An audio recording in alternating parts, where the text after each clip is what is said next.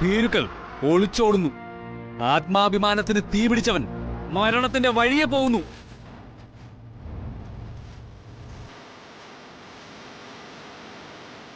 പ്രണയം പ്രണയമാമതൊരു രോഗം, പ്രണയിച്ചാലത് മറുരോഗം. അതാണ് കൂട്ടരെ പ്രണയത്തെപ്പറ്റി ഞാനൊന്നും കുറിച്ചിടാത്തത്.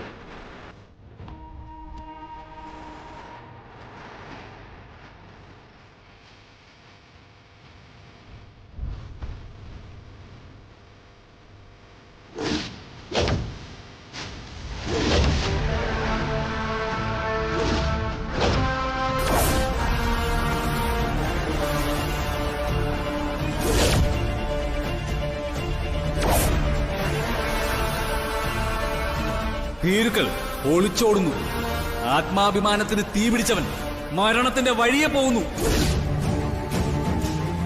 മറ്റൊരാൾക്ക് വേണ്ടി ഈ താലി അഴിക്കാനും കഴുത്ത് നീട്ടിക്കൊടുക്കാനും എനിക്ക് കഴിയില്ല.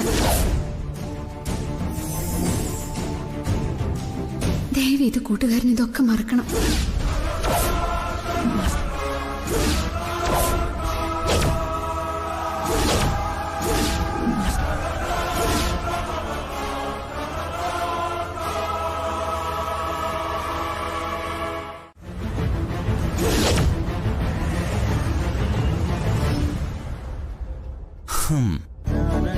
നിന്റെ പെർഫോമൻസ് തകർത്തു. ഞാനത് ഉള്ളിൽ തട്ടി അമ്മനോട് പറഞ്ഞത്, അതുകൊണ്ട് അഭിനയിക്കേണ്ടി വന്നില്ല. സഞ്ജു,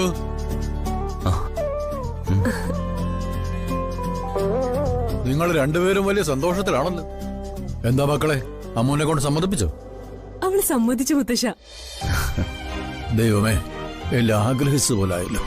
സ്വാതി ഒന്ന് മനസ്സ് വെച്ചെങ്കിൽ എപ്പോഴേ അവള് സച്ചിയുള്ള വിവാഹത്തിന് സമ്മതിച്ചേനെ. അല്ല, എവിടെ സച്ചി? അവൻ മനസ്സൊന്നും തുടങ്ങിപ്പോയിരിക്കുക. നീ അവനെ ഒന്ന് വിളിക്ക്. പാർക്കിലോ മറ്റോ പോയി തനിച്ചിരിപ്പുണ്ടാവും. സച്ചിയുടെ മുഖം ഇനിയൊന്ന് കാണേണ്ടത്.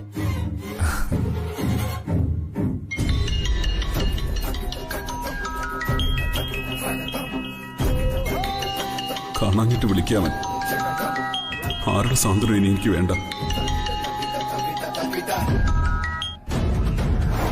എടുക്കുന്നില്ലേ? റിങ് ചെയ്യുന്നുണ്ട്. എന്താണാവോ എടുക്കാതിരിക്കുന്നത്? ആ, റിങ് ചെയ്ത് നിന്നല്ലോ. അവന്റെ കയ്യിൽ ഫോൺ ഉണ്ടെങ്കിൽ എടുക്കേണ്ടതല്ലേ? അല്ലെങ്കിൽ കോള് കട്ട് ചെയ്യെങ്കിലും ചെയ്യും. മോനെ, എനിക്ക് പേടി തോന്നുന്നു. നീ അവനെ ഒന്നുകൂടെ വിളിച്ചേ.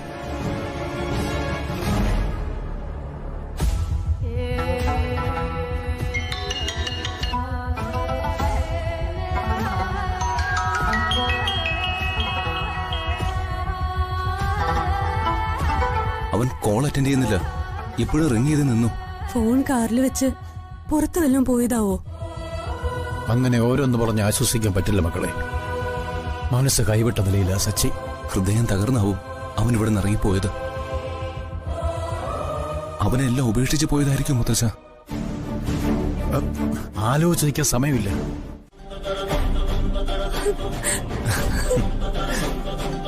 കൂട്ടുകാരൻ തിരിച്ചു വാ. കൂട്ടുകാരന് എന്തേലും പറ്റിയ പിന്നെ ഞാൻ ജീവിച്ചിരിക്കില്ല.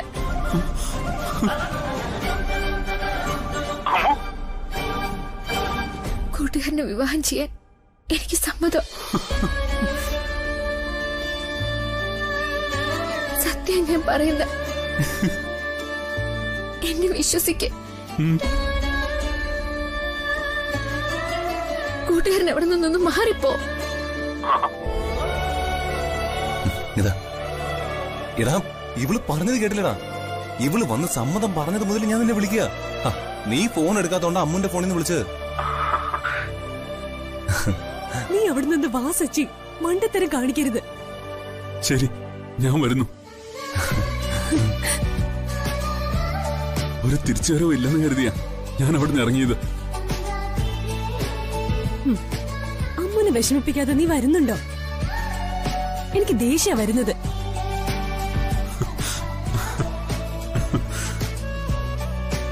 എനിക്ക് മരിക്കാൻ സമയമായില്ല. മരണത്തിൽ നിന്നാ അവൾ എന്നെ തിരിച്ചു വിളിച്ചത്. ആ സമയം അവൾ എന്നെ വിളിച്ചു. ദേവി അവളെ കൊണ്ട് സമ്മതം പറയിപ്പിച്ചു. I love you Ammu. Yeah I love you Ammu.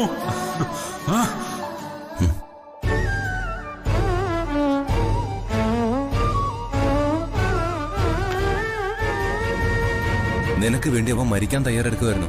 നീ ഇത് കണ്ടതല്ലേ? നിന്നെ അത്രമാത്രം സ്നേഹിക്കുന്നവനെയാ നീ വേദനിപ്പിച്ചത്. ഒരു നിമിഷം വൈകിയിരുന്നെങ്കിൽ അവൻ ജീവനോട് ഉണ്ടാവില്ലായിരുന്നു. നീ പിന്നീട് എങ്ങനെ ജീവിച്ചാലും ആ പാപബോധം നിന്നെ വിട്ടു പോവൂ?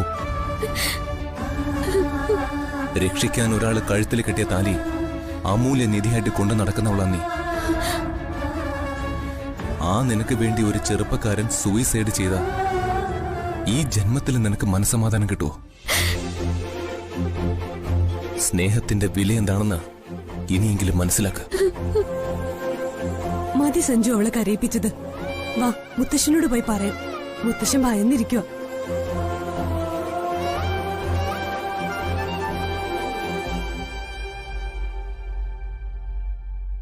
ഇനി ആ താലി കൂടി അഴിച്ചു വെച്ചോ.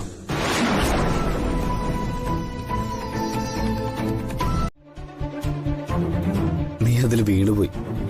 ചേച്ചി എനിക്ക് നന്നായിട്ടറിയാം. ഞാൻ മിണ്ടാതെ നിന്നിരുന്നെങ്കിൽ ചേച്ചി എന്നെയും കൊണ്ട് ഈ വീട്ടിൽ നിന്ന് ഇറങ്ങും. വാശിക്ക് മുന്നിൽ തോറ്റു കൊടുക്കുന്ന ആളല്ല ചേച്ചി. ഇനി സച്ചിയുടെ മുമ്പിൽ എതിർപ്പ് പറയാൻ നിനക്ക് പറ്റുമോ? നീ കുരുക്കിൽ വീണു അമ്മു. അവർക്ക് നിന്റെ സമ്മതം മാത്രം മതി. നിന്റെ നിലപാട് എല്ലാവർക്കും അറിയാം. എത്രയും പെട്ടെന്ന് നിന്റെയും സച്ചിയുടെ വിവാഹം നടത്താനേ സഞ്ജു സ്വാതി ശ്രമിക്കൂ. ഇനിയുള്ള അവരുടെ നീക്കം അതിനു വേണ്ടിയാവും.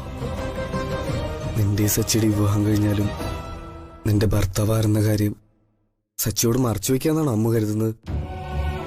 നീ പറയാൻ കൂട്ടാക്കിയില്ലെങ്കിലും സച്ചി നിന്നോട് ചോദിക്കുക തന്നെ ചെയ്യും. സച്ചി അത് അറിഞ്ഞിരിക്കേണ്ട കാര്യമാണ്. സഞ്ജു ആണെന്ന് പറയാൻ നിനക്ക് കഴിയൂ അമ്മു? നിന്നെയും സഞ്ജുവിനെയും പിന്നെ സച്ചി ഏത് കണ്ണി കാണും? നിങ്ങൾ രണ്ടുപേരും അവനെ വഞ്ചിച്ചെന്നല്ല അവൻ കരുതൂ. നീ വേറെ ആരെ വിവാഹം കഴിച്ചാലും അതിലൊരു പ്രശ്നവും ഭാവിയിൽ വരില്ലായിരുന്നു. എന്തൊക്കെ സമ്മർദ്ദങ്ങൾ വന്നാലും നീ സച്ചിയുടെ കൂടെ ജീവിക്കാൻ തയ്യാറാവാൻ പാടില്ലായിരുന്നു. രാജുട്ടെ ഒന്ന് നിർത്ത്. കൂട്ടുകാരനെയല്ല, ആരെയും ഞാൻ വിവാഹം കഴിക്കില്ല. എന്റെ കഴുത്തിലെ താലി ഞാനായിട്ട് അഴിച്ചു മാറ്റുകയില്ല. അതെന്റെ മരണത്തിന് തുല്യ. ഇനി ആരൊക്കെ എങ്ങനെയൊക്കെ നിർബന്ധിച്ചാലും ചേച്ചിയുടെ വിവാഹം കഴിയാതെ എന്റെ വിവാഹം നടക്കില്ല എന്ന് ഞാൻ പറയും. ചേച്ചിയുടെ വിവാഹം കഴിഞ്ഞാലുടൻ ഞാൻ ഇവിടം വിട്ട് പോവും. അത് ഞാൻ മനസ്സിൽ പണ്ടേ ഉറപ്പിച്ച തീരുമാനം. ഇപ്പൊ മരിക്കാൻ പോയ സച്ചി പിന്നെ ജീവിച്ചിരിക്കൂ? വീണ്ടും കൂട്ടുകാരൻ അങ്ങനെ ഒരു മണ്ടത്തരം കാണിക്കില്ല എന്ന് തന്നെയാ ഞാൻ കരുതുന്നത്. ഒന്നിച്ച് ജീവിക്കാൻ താല്പര്യമില്ലാത്തൊരു പെണ്ണിനെ ഭാര്യയായി കിട്ടാത്തതുകൊണ്ട് ആത്മഹത്യ ചെയ്യാൻ ഒരു ചെറുപ്പക്കാരൻ പോകുന്നത് നാണക്കേടല്ലേ? നിങ്ങളൊക്കെ കൂട്ടുകാരനെ അത് പറഞ്ഞ് മനസ്സിലാക്കി കൊടുക്കണം. സ്നേഹിക്കുന്നവര് അങ്ങനെയല്ലേ ചെയ്യണ്ടേ? ഞാൻ പ്രാർത്ഥിക്കുന്ന ദേവി എല്ലാത്തിനും ഒരു പ്രതിവിധി കണ്ടെത്തുക തന്നെ ചെയ്യും. ആ വിശ്വാസത്തെ തന്നെ ഞാൻ മുന്നോട്ട് പോവും. ഞാനീ പറഞ്ഞത് രാജുവേട്ടന്റെ മനസ്സിലിരുന്നാ മതി. നിർത്തടി. നീ പറഞ്ഞു എവിടേക്കാ കേറി പോകുന്നത്? ഈ കാഞ്ചന എന്താണെന്ന് നിനക്കൊന്നും ശരിക്കറിയില്ല. എവിടെ നിന്നോ വലിഞ്ഞു കേറി വന്നൊരു പെണ്ണിന്റെ കല്യാണം നടത്തി കൊടുക്കേണ്ട ഗതികേടൊന്നും ഈ കാഞ്ചനയുടെ ജീവിതത്തിൽ ഉണ്ടാവില്ല. അതിന് ഞാൻ 7 ജന്മം എടുത്താൽ പോലും സംഭവിക്കുന്ന കാര്യമല്ല. ആ പെണ്ണിനെ എന്റെ മകള് കൊണ്ടു നടക്കുന്നത് തടയാൻ കഴിയാത്തത് എന്റെ കഴിവുകേട് കൊണ്ടാണെന്ന് നീ കരുതണ്ട.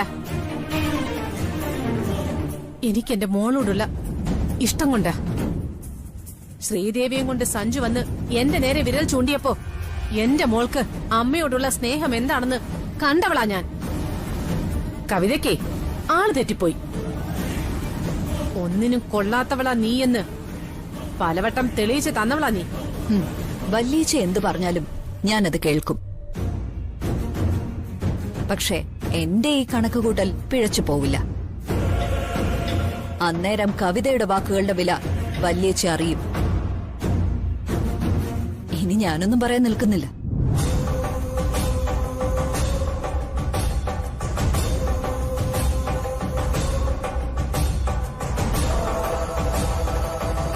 അവള് പറഞ്ഞതുപോലൊരു നീക്കം ശ്രീകുട്ടിയുടെ ഭാഗത്തുനിന്നുണ്ടായ അച്ഛൻ കാരണം ആ മകളുടെ വിവാഹം ആദ്യം മുടങ്ങിയതെങ്കിൽ ഇനി മുടക്കാൻ പോകുന്നത് എന്റെ മരണം വരെ എന്റെ വേദന കൂടെ ഉണ്ടാവുമെന്ന് അമ്മയ്ക്കറിയില്ല. മോളെ, സച്ചിൻ നിന്നെ അത്രയ്ക്ക് ആഗ്രഹിച്ചു പോയി. നീയുമായൊരു ജീവിതം അവൻ സ്വപ്നം കാണാൻ തുടങ്ങിയിട്ട് ഒരുപാട് നാളുകളായി. ഇത്രയും നാൾ അവൻ ഇവിടെ തങ്ങിയതും നിന്നെ പ്രതീക്ഷിച്ച. നീയും ഞാനും മാത്രം അതറിയാതെ പോയി. സഞ്ജുവിനോട് ശ്രീകുട്ടിയോടും അവനത് പറഞ്ഞിരുന്നു. ഒരിക്കൽ ശ്രീകുട്ടി ഇവിടെ വന്ന് നിന്നോട് വിവാഹകാര്യം സംസാരിച്ച് പിണങ്ങിപ്പോയത് നീ ഓർക്കുന്നില്ലേ? സച്ചിയുടെ കാര്യം പറയാനാ അന്ന് അവള് വന്നത്. നീ അവൾക്ക് പിടി കൊടുക്കാതെ വന്നപ്പോ സച്ചിയുടെ കാര്യം നിന്നോട് ശ്രീകുട്ടി പറഞ്ഞില്ല. നീ സച്ചിയെ വേണ്ടെന്ന് പറഞ്ഞ അവനതൊരു ഷോക്കാവുന്ന് ശ്രീകുട്ടിയും സഞ്ജുവും കരുതി. മോളെ, സച്ചിക്ക് പിന്നെ ഈ വീട്ടിൽ നിൽക്കാൻ കഴിയാതെയാവും. പെരുവണ്ണാപുരത്തേക്ക് നിങ്ങൾക്കൊപ്പം സച്ചിയെ അയച്ചത് അവന്റെ ഇഷ്ടം നിന്നോട് പറയാൻ വേണ്ടിയായിരുന്നു. അതവര് പ്ലാൻ ചെയ്തതാ മോളെ. സ്നേഹത്തിന് മുന്നിൽ ജയിക്കുമ്പോഴല്ല, തോൽക്കുമ്പോഴാ നമ്മൾ അതിന്റെ മധുരം അറിയുന്നത്. നിനക്ക് വേണ്ടി പ്രാണത്യാഗം ചെയ്യാൻ വരെ അവൻ തയ്യാറായിന്ന് കേട്ട അതിനെ അവിവേക ബുദ്ധിയായി നമുക്ക് കാണാൻ കഴിയില്ല. കാരണം അവന് നീയില്ലാതെ ജീവിക്കാൻ കഴിയില്ലെന്ന അവസ്ഥ വരെ വന്നു. എങ്ങനെ നിനക്ക് അവനെ തിരസ്കരിക്കാൻ കഴിയും? ആ സമയത്ത് നീ അതിന് സമ്മതിക്കുകയും സഞ്ജുവിനും ശ്രീകുട്ടിക്കും സച്ചിയെ വിളിക്കാൻ കഴിഞ്ഞതും ദൈവനിശ്ചയമായിരുന്നു. ഒത്തുചേരേണ്ടതിനെ ദൈവം വേർപെടുത്തില്ല. താലികെട്ടിയ മാത്രയിൽ ഒരാൾ നിന്നെ വേണ്ടെന്ന് വെച്ചു. നിനക്കാരുമല്ലാത്ത മറ്റൊരു ചെറുപ്പക്കാരൻ നിനക്ക് വേണ്ടി മരിക്കാനും തയ്യാറായി. ഈശ്വരൻ നിനക്ക് വേണ്ടി കരുതി വെച്ച നിമിഷം ഇത്. എല്ലാം ദേവിയിൽ അർപ്പിച്ച് ജീവിക്കുന്ന നീ ഇതിനെയും ദേവി തന്ന വരദാനമായിട്ട് വേണം കരുതാൻ. നിന്റെ മനസ്സിലെ അവസാന തുള്ളി സങ്കടവും അലിഞ്ഞു പോകണമെങ്കിൽ ദേവിയുടെ മുന്നിൽ ചെന്ന് നീ താലിമാല അഴിച്ചെടുക്കണം.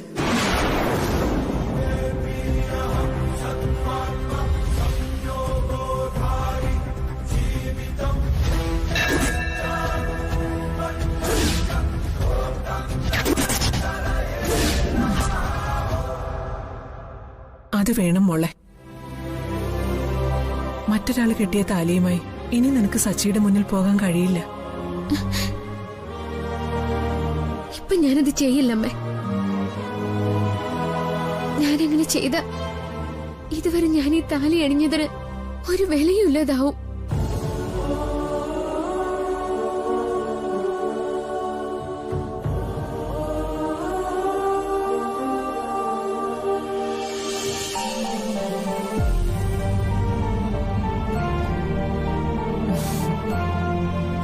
നിന്റെ എല്ലാ സങ്കടങ്ങളും മാറും. സച്ചി നിന്റെ ജീവിതത്തിലേക്ക് വന്നു കഴിയുമ്പോ നിറഞ്ഞ സന്തോഷത്തോടെ നീ അവന്റെ കൂടെ എന്നെ കാണാൻ വരുന്നൊരു ദിവസം ഉണ്ടാവും. എന്റെയും സ്വാതിയുടെയും കല്യാണത്തിന് മുൻപേ അത് നടന്നാൽ ഏറ്റവും കൂടുതൽ ആശ്വാസം എനിക്കായിരിക്കും. ഞാൻ അവളുടെ കഴുത്തിൽ താലി കെട്ടിപ്പോയില്ലേ, ആ താലി അഴിച്ചു മാറ്റി മറ്റൊരു താലി അവളുടെ കഴുത്തിൽ വീണാൽ പിന്നെ ഞാൻ സ്വതന്ത്രനായില്ലേ? നീ പറയുന്നത് ശരിയാ സഞ്ജു. എന്നിട്ട് വേണം സ്വാതിയുടെ കഴുത്തിൽ എന്റെ രണ്ടാമത്തെ താലി കെട്ട് നടക്കാൻ.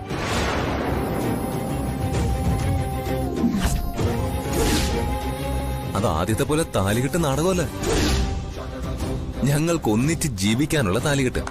ഈശ്വര, എന്റെ മോന്റെ നാവിൽ നിന്ന് തന്നെ ഞാനത് കേട്ടു. ശ്രീകുട്ടിയുടെ കഴുത്തിൽ നാടകം പോലെ അവൻ മുമ്പ് താലി കെട്ടിയിട്ടുണ്ട്. ശാസ്ത്രികൾ പറഞ്ഞത് സത്യമായി. നിങ്ങളുടെ മകന്റെ വിവാഹം കഴിഞ്ഞിട്ട് ഇന്നേക്ക് 60 ദിവസം കഴിഞ്ഞിരിക്കുന്നു. അവൻ താലി കെട്ടിയ പെൺകുട്ടിയെ ഞാൻ കാണുമെന്ന് പറഞ്ഞതും സത്യമായി. എന്റെ കൺമുമ്പിൽ തന്നെ അവൾ ഉണ്ടായിരുന്നു. എന്റെ ദേവി, എങ്ങനെ അവൻ ശ്രീകുട്ടിയുടെ കഴുത്തിൽ വീണ്ടും താലി കെട്ടും?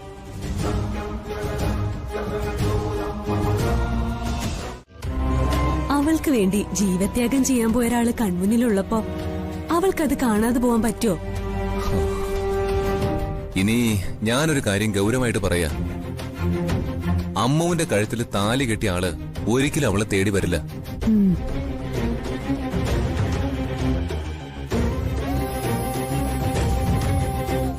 ഏതോ ക്ഷേത്രത്തിൽ വെച്ച് തിരക്കിട്ട് നടന്ന താലികെട്ട് നാടകമായതുകൊണ്ട് വിവാഹം രജിസ്റ്റർ ചെയ്തോന്ന് പോലും സംശയമുണ്ട്. സഞ്ജുവിന്റെ ഊഹം സത്യമാവാനാ സാധ്യത. അവളെ ഭാര്യയായി കണ്ട് ഒന്നിച്ച് ജീവിക്കുകയായിരുന്നില്ലല്ലോ അയാളുടെ ഉദ്ദേശം. കറക്റ്റ്. എന്തായാലും ഈ വിഷയം അവളോട് ചോദിച്ച് വീണ്ടും അതേപ്പറ്റി ചിന്തിക്കാൻ അമ്മൂന് ഞാൻ അവസരം കൊടുക്കില്ല. വേണ്ട, അത് നീ വിട്ടേക്ക്. നമ്മളായിട്ട് അവൾക്കത് ഓർക്കാൻ ഒരു അവസരം കൊടുക്കണ്ട. ഞാൻ പറഞ്ഞു വന്നത് മറ്റൊരു കാര്യമാണ്. ഇനി അമ്മ പഴയ ഓർമ്മകളുടെ പേരിൽ പോലും ആരോ ഒരാൾ കെട്ടിയ താലി കഴുത്തിൽ അണിഞ്ഞ് നടക്കാൻ പാടില്ല. അവളെ കൊണ്ടത് നീ അഴിച്ചു വെപ്പിക്കണം.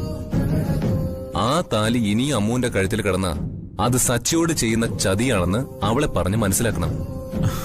അത് വേണ്ട. അതിന്റെ പേരിൽ നമ്മളായിട്ട് അവക്കൊരു വേദന സമ്മാനിക്കണ്ട.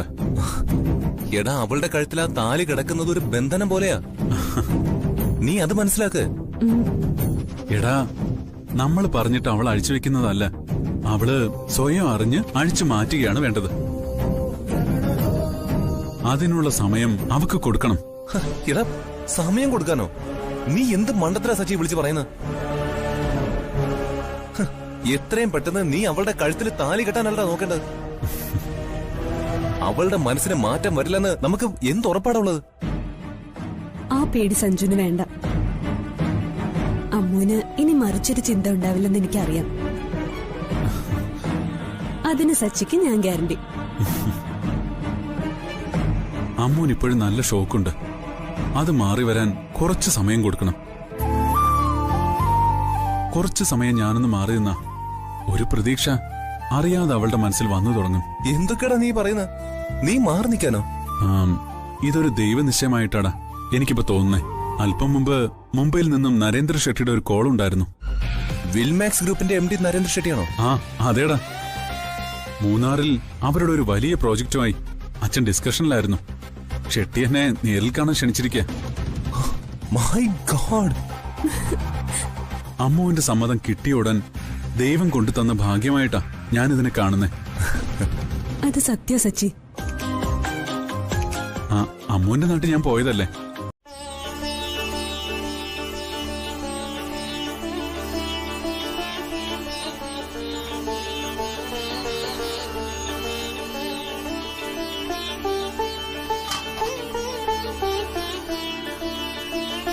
നന്ദിയുണ്ട് ഭഗവാനെ. അമ്മു എന്റെ മകളെ തന്നെയാ. അവൾക്കൊരു നല്ല ജീവിതം കിട്ടാൻ ഞാൻ എത്രയോ തവണ മനമൊരുക്കി പ്രാർത്ഥിച്ചിട്ടുണ്ട്.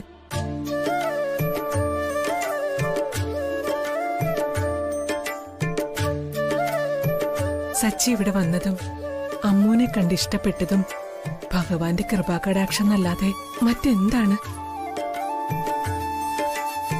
അവള് മറ്റുള്ളവർക്ക് വേണ്ടി ചെയ്യുന്ന പ്രാർത്ഥനകൾക്ക് ഭഗവാൻ അവൾക്ക് കൊടുത്ത വരദാനമായിട്ടേ ഞാനിതിനെ കരുതൂ. പുറത്തുനിന്ന് ഒരാള് വന്ന ഒരിക്കലും അവള് ഒരു വിവാഹം കഴിക്കാൻ തയ്യാറാവില്ല. അതിനായി അവൾക്ക് അനുരൂപനായ ഒരാളെ ഭഗവാൻ കൊണ്ടുവന്നു.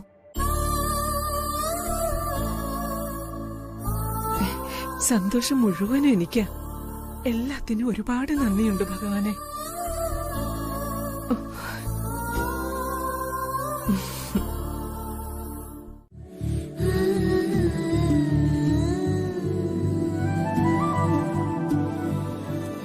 ഇനി ഒരിക്കലും അതുണ്ടാവില്ല സഞ്ജു. ഒന്നിച്ച് ജീവിക്കാൻ എല്ലാം ഉപേക്ഷിച്ച് സഞ്ജുവിന്റെ കൂടെ ഇറങ്ങി വരാൻ തയ്യാറായവളല്ലേ ഞാൻ. കല്യാണം കഴിഞ്ഞ് സഞ്ജുവായി ഞാൻ അടിപിടി കൂടാൻ വരും. ബെസ്റ്റ്. എങ്കിലേ നീ എന്റെ ഗേൾഫ്രണ്ടായി തന്നെ ഇരുന്നാ മതി.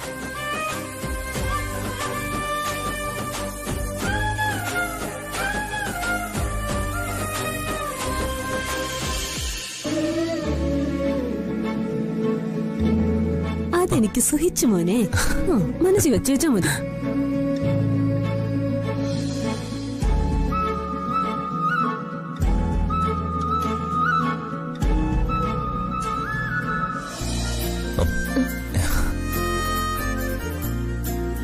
നിന്നെ അന്വേഷിച്ച് അമ്മ വരുന്നുണ്ട്.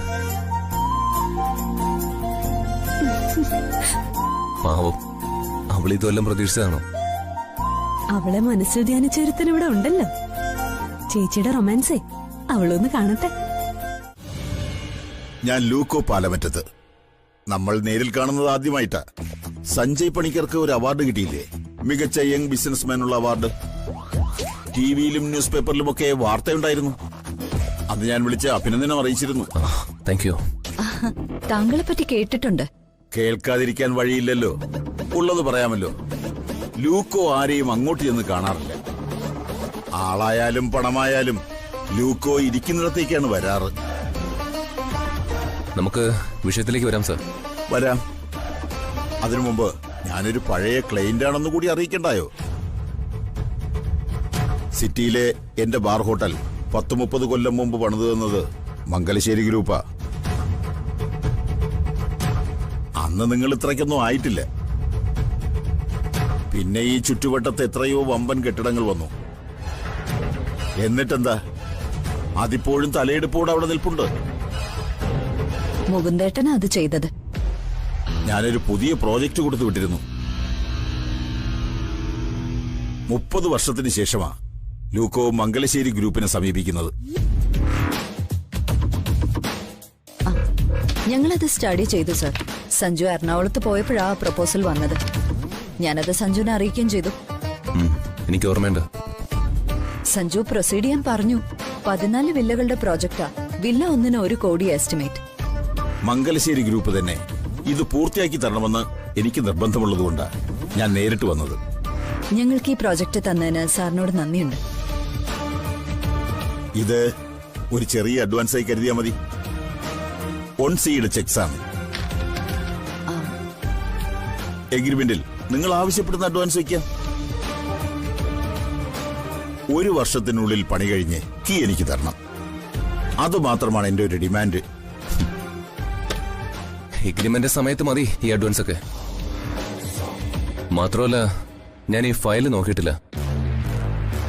ലൂക്കോ വെച്ചത് തിരിച്ചെടുത്ത ശീലമില്ല. പ്രോജക്റ്റ് നന്നായി പഠിച്ചിട്ട് മതി എഗ്രിമെന്റ്. താല്പര്യമില്ലെങ്കിൽ ചെക്ക് തിരികെ വാങ്ങിക്കൊള്ളാം. വിഷയം തീർന്നില്ലേ? ആ, ലൂക്കോ ഇറങ്ങുവാണേ. ഒരു റിക്വസ്റ്റ് ഉണ്ട്. നിങ്ങൾ തന്നെ എനിക്കിത് ചെയ്തു തരണം. മറ്റാരെ ഏൽപ്പിച്ചാലും ഞാൻ ഉദ്ദേശിക്കുന്ന രീതിയിലാവില്ല.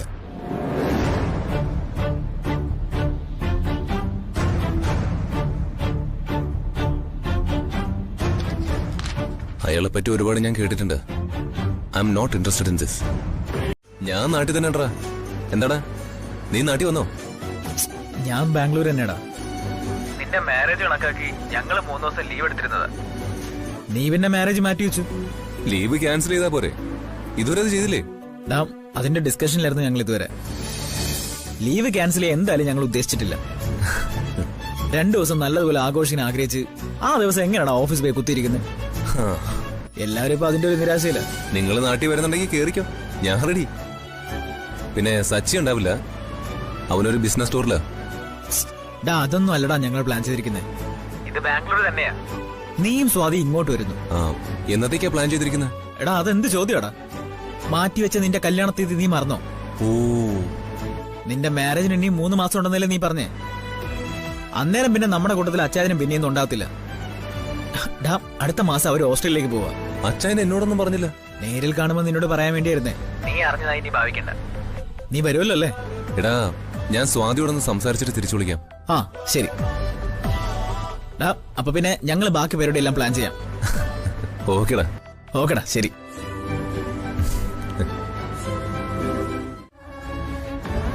നിനക്ക് അങ്ങനെ സമാധാനിച്ചൂടെ? നിനക്കതിനൊരു മനസ്സ് വന്ന നിന്നെ സ്നേഹിക്കുന്ന ഞങ്ങളെല്ലാവരും സന്തോഷിക്കില്ല അമ്മു. മറിച്ച് നീ ആരോടും പറയാതെ പോയാ നീ ഒന്ന് ആലോചിച്ചു നോക്കിയേ. ആദ്യം തകർന്നു പോകുന്നത് സച്ചിയായിരിക്കും. പിന്നെ സ്വാതിക്കും ഉണ്ടാവും വേദന. പിന്നെ സഞ്ജുവിന് നിന്റെ ഭാവി എന്താവും എന്നുള്ള പേടിയും. നീ ഇവിടെ നിൽക്കുന്ന ഓരോ നിമിഷവും അവൻ്റെ ഉള്ളിൽ തീയ. എന്നിട്ടും നിന്നെ അവൻ പറഞ്ഞുവിടാത്തത് നിനക്കെന്തെങ്കിലും പറ്റിപ്പോന്നുള്ള പേടിയുണ്ട.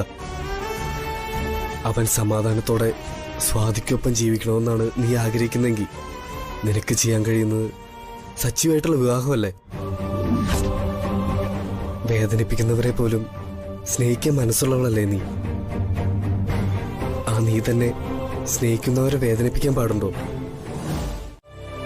സഞ്ജുവാണ് ഇങ്ങനൊരു പെണ്ണിനെ കണ്ടു മോഹിച്ചതെങ്കിൽ നമ്മൾ സമ്മതിച്ചു കൊടുക്കൂ. അവന്റെ ആഗ്രഹം അതാണെങ്കിൽ ഞാനത് നിറവേറ്റിക്കൊടുക്കും. ശരി തന്നെ.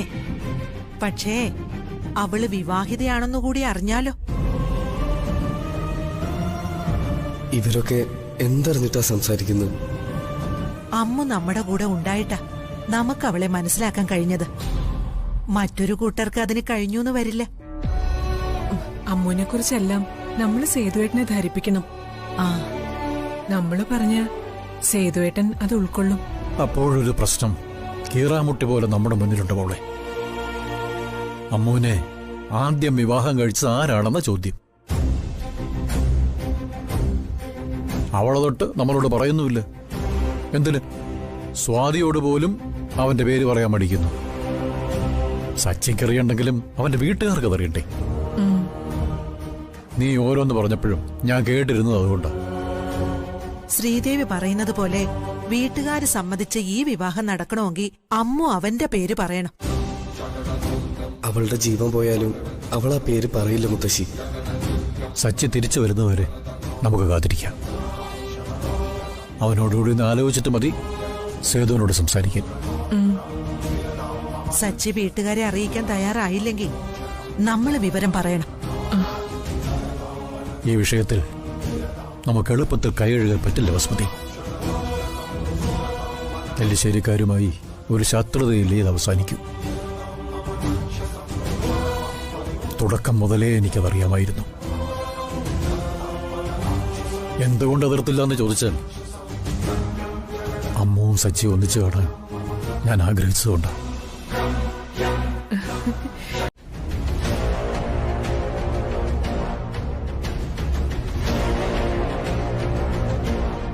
പാവം കവിതേച്ചി നീലം തുടപ്പിച്ച് എന്നെ തോൽപ്പിച്ചെന്ന് സന്തോഷിക്കുന്നു.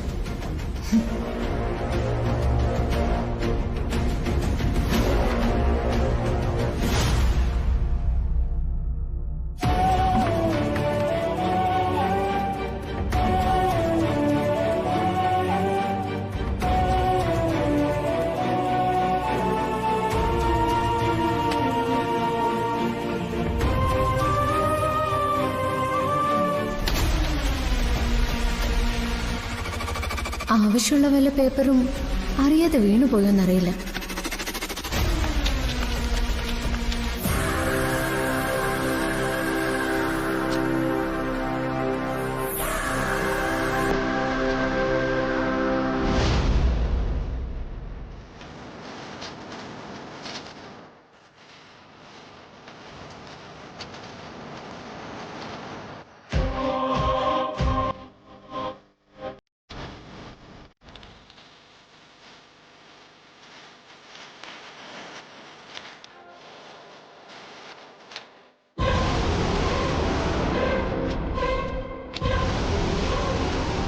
എന്റെ ഊഹം തെറ്റിയില്ല.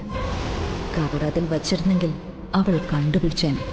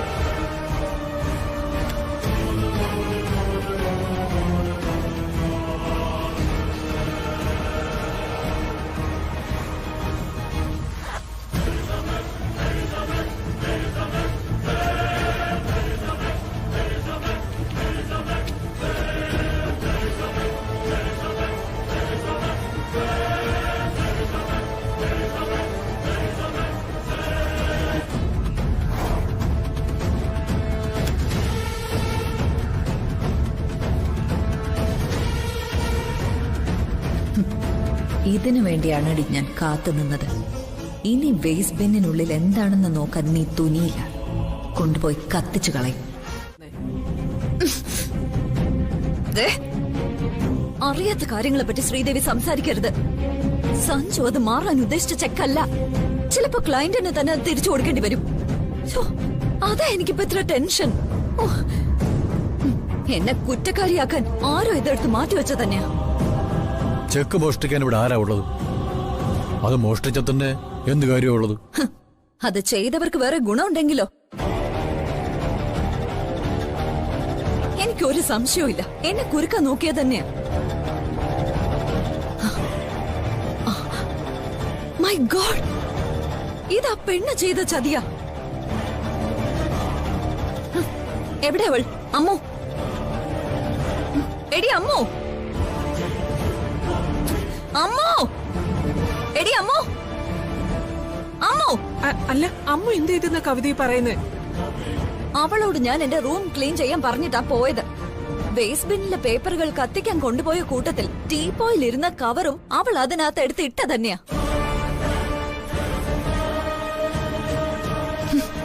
റൂം ക്ലീൻ ചെയ്യാൻ പറഞ്ഞതിന് അവൾ എന്നോട് പക വീട്ടിയതാ. എന്റെ ഈശ്വര, ഞാൻ പെട്ടുപോയല്ലോ. അമ്മൂനെ രാജുവിനെ ഇവിടെങ്ങും കാണുന്നില്ല. ചതിച്ചോ ദൈവമേ. അവളെ ഞാൻ ജീവനോടെ വച്ചേക്കില്ല. അവള് കത്തിച്ച് പറത്തിയത് 1 കോടിയാ. അമ്മോ, അമ്മോ. പേപ്പർ കത്തിക്കാനാവും അമ്മ പോയത്. അവളത് കത്തിച്ചു കാണും.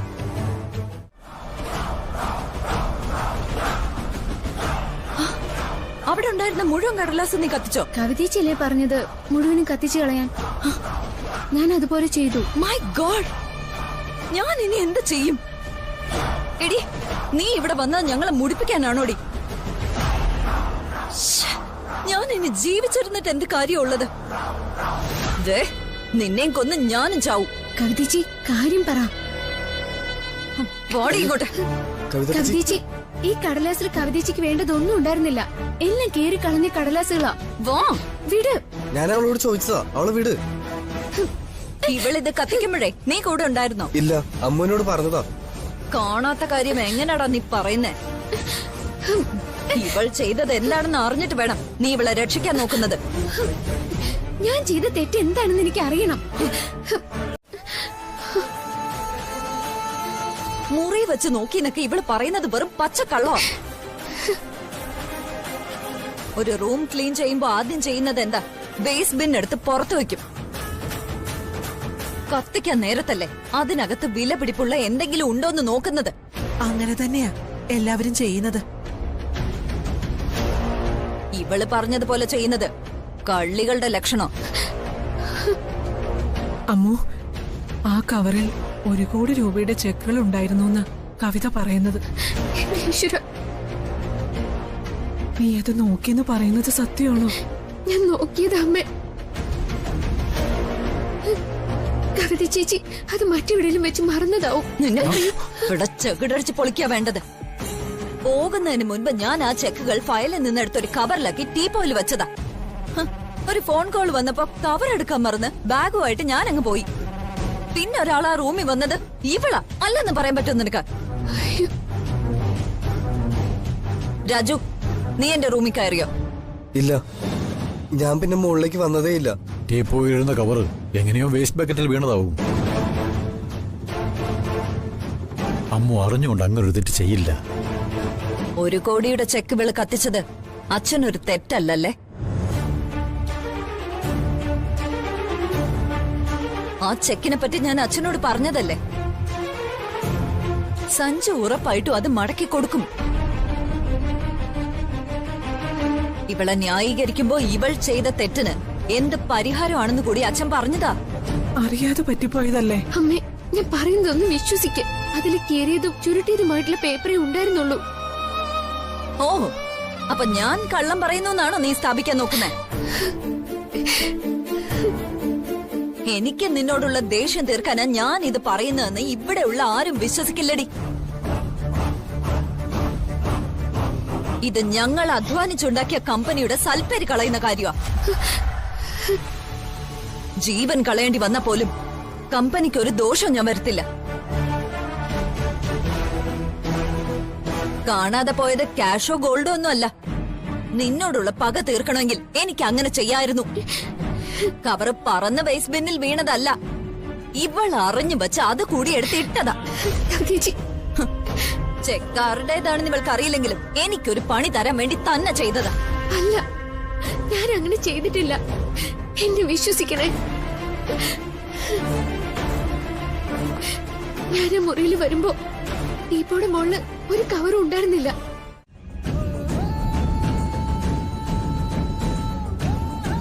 ഇല്ല മോനെ, നീ എന്നോടൊന്ന് ക്ഷമിക്ക്.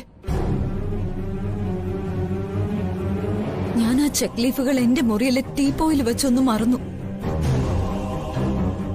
ആ ഒരു തെറ്റേ ഞാൻ ചെയ്തിട്ടുള്ളൂ. പോകുന്ന വഴിക്ക് അത് ഓർമ്മ വന്നപ്പോഴാ തിരിച്ചു വന്ന് നോക്കിയത്. വേസ്റ്റ് പേപ്പറിന്റെ കൂട്ടത്തിൽ ചെക്കുകൾ ഇരുന്ന കവറും എടുത്ത് അവള് കൊണ്ടുപോയി കത്തിച്ചു കളഞ്ഞു. അറിഞ്ഞുകൊണ്ട് അതവള് ചെയ്യില്ല മോനെ. ശ്രീദേവി ഇത് എന്നെ പറഞ്ഞോണ്ടിരുന്നിട്ട് കാര്യമുണ്ടോ? ചെക്ക് കത്തി ചാമ്പലായി പോയില്ലേ? പോയതിനെ പറ്റി പറഞ്ഞിട്ട് ഇനി എന്താ കാര്യം? അത് കളക്ഷൻ അയക്കേണ്ട ചെക്കുകളല്ല മുത്തശ്ശ. എന്താ ഏതാന്നറിയാത്തൊരു പ്രൊജക്ടിന് വേണ്ടി ഒരാൾ അടിച്ചേൽപ്പിച്ച ചെക്ക. ആ പ്രോജക്ട് ഏറ്റെടുക്കുകയാണെങ്കിൽ സംഭവിച്ചത് അയാളെ ധരിപ്പിച്ച് വീണ്ടും ചെക്ക് വാങ്ങിക്കണം. ഇനി നമുക്ക് ചെയ്യാൻ കഴിയാത്താണെങ്കിലോ തിരിച്ചു കൊടുക്കണ്ടേ?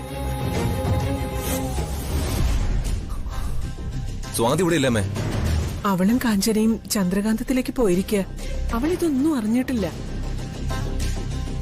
അപ്പച്ചി മറ്റെവിടെങ്കിലും വെച്ച് മറന്നാണോ? ഒന്നുകൂടെ ഓർത്തു നോക്ക്. ഇല്ല സഞ്ജു, ഫയലിൽ നിന്ന് ആ ചെക്ക് ലീഫുകൾ എടുത്ത് ഒരു കവറിലാക്കി ടീപ്പോയിൽ വെച്ചതാ ഞാൻ. രാജു, എടാ രാജു. എന്താ? എടാ അവൾ എവിടെ പൊളിച്ചിരിക്കുക? ആ അമ്മുനിങ്ങ വിളിക്കേ. നോക്കി നിൽക്കാതെ പോയി വിളിച്ചോണ്ട് വാടാ.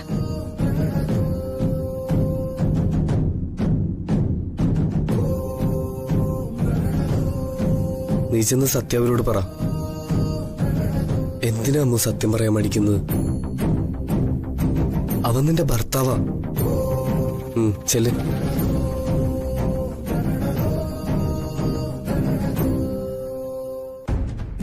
നീ അവളെ ശാസിക്കൊന്നും വേണ്ട. അവള് വേസ്റ്റ് പേപ്പറൊക്കെ നോക്കിയിട്ടാ തീയട്ടെ എന്നാ പറഞ്ഞത്. നോക്കിയാ തന്നെ എന്ത് കാര്യമുള്ളത് ശ്രീദേവി? എഴുത്തും വായനയും അറിയാതെ പേപ്പറിന്റെ വില തിരിച്ചറിയാൻ പറ്റുമോ? ഇക്കണക്കിന് പോയാലേ ഈ വീടിന്റെ ആധാരം തന്നെ ഇവളെടുത്ത് കത്തിക്കുമല്ലോ. നീ ഒന്ന് നിർത്തുക കവിത.